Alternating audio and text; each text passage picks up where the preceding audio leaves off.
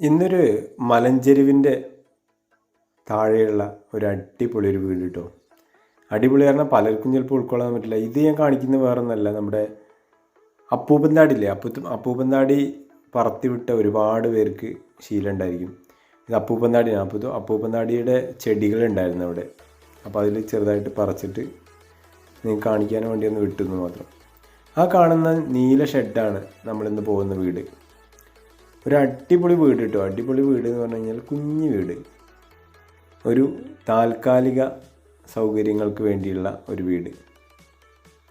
താൽക്കാലികം നമ്മൾ പറയുമ്പോഴാണ്, പക്ഷേ അത് ഒരുപാട് കാലങ്ങളായിട്ട് അവരിങ്ങനെ മേക്കപ്പ് ചെയ്ത് അവരുടെ കാര്യങ്ങളൊക്കെ, അതായത് ഒരു ചെറിയൊരു ഒരു കുടുംബം എന്നൊന്നും പറയാൻ പറ്റില്ല, 2 പേര് താമസിക്കുന്നൊരു വീടാണിത്.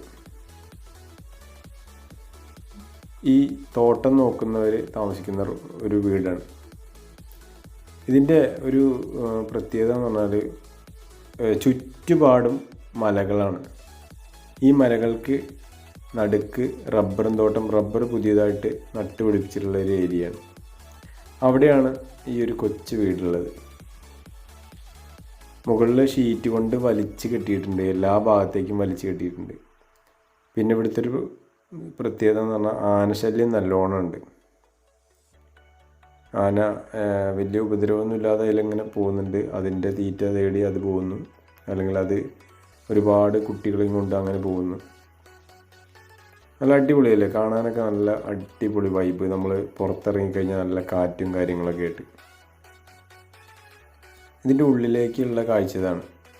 മുകളിൽ ഷീറ്റാണെങ്കിലും അതിൻ്റെ താഴത്ത് വെയിൽ കൊള്ളാതിരിക്കാനും, അതായത് ചൂടുള്ളിലേക്ക് ഇറങ്ങാതിരിക്കാൻ പച്ച ഷീറ്റ്, നമ്മുടെ ആ തുണിയുടെ പോലത്തെ ഷീറ്റ് ചെയ്തിട്ടുണ്ട്. ഒരു കട്ടിലുണ്ടാക്കിയിട്ടുണ്ട്, മുളയും കൊണ്ടാണ് ഉണ്ടാക്കിയിട്ടുള്ളത്. മുകളിൽ ഞാൻ പറഞ്ഞ പോലെ തന്നെ ഷീറ്റ്, അതായത് പച്ച ഷീറ്റ് വലിച്ച് കെട്ടിയിട്ടുണ്ട്. ഇതാണ് ഇവരുടെ അടുക്കള ഭാഗം. അടുക്കളയുടെ വെള്ളത്തിനുള്ള എല്ലാവിധ സൗകര്യങ്ങളും അവിടെ ഉണ്ട്. അടുക്കളയാണ് ഈ കാണുന്നത്. പയറൊക്കെ ഉണ്ട്, നല്ല പയറൊക്കെ അവിടെ തന്നെ പയറാണ്. പയർ, കക്കരിക്ക, എല്ലാ സാധനങ്ങളും അവിടെ തന്നെ അവർ നട്ടുപിടിപ്പിച്ചിട്ടുണ്ട്. അതൊന്നും ഒരു വളം ഇട്ടിട്ടുണ്ടാക്കണമല്ല കേട്ടോ. നല്ല അടിപൊളിയായിട്ട് ഞങ്ങൾ അവിടെ നിന്ന് കഴിച്ചു. ഞങ്ങൾക്ക് ഭയങ്കര ഇഷ്ടമായി. നല്ല ടേസ്റ്റ് ഉണ്ടായിരുന്നു കക്കരിക്കൊക്കെ. കുടത്തിലൊക്കെ വെള്ളം നിറച്ച് വെച്ചിട്ടുണ്ട്. കുടത്തിൽ വെള്ളം വരുന്നത് മലയിൽ നിന്ന് വരുന്ന വെള്ളമാണ്. അപ്പോൾ അതുകൊണ്ട് അത് നല്ല തണുത്ത വെള്ളമായിരിക്കും. ഇതാണ് അവരുടെ ബെഡ്റൂം, അവർക്ക് കിടക്കാനുള്ള ഒരു ഇത്. അത് നല്ല നീറ്റായിട്ടും ചെയ്തിട്ടുണ്ട് കേട്ടോ. നമുക്ക് നല്ല ഭംഗിയിൽ തന്നെ അവർ ചെയ്ത് വെച്ചിട്ടുണ്ട്. ഇനി നേരെ അടുക്കളയുടെ പുറത്തേക്ക് പോകാം. ഇതാണ് വെള്ളം വരുന്ന ഏരിയ.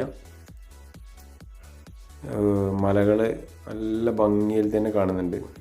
ഇങ്ങനത്തെ ഈ ഒരു വൈബ് താല്പര്യമുള്ള ഒരുപാട് പേരുണ്ടാവും. അതുകൊണ്ടാണ് നമ്മളിതിങ്ങനെ വിശാലമായിട്ട് കാണിക്കാനുള്ള കാരണം നമ്മുടെ 1-2 വീഡിയോസിലൊക്കെ ഇങ്ങനെ കാണിച്ച് ഒരുപാട് പേർക്ക് ഇഷ്ടപ്പെട്ടിട്ടുണ്ട്.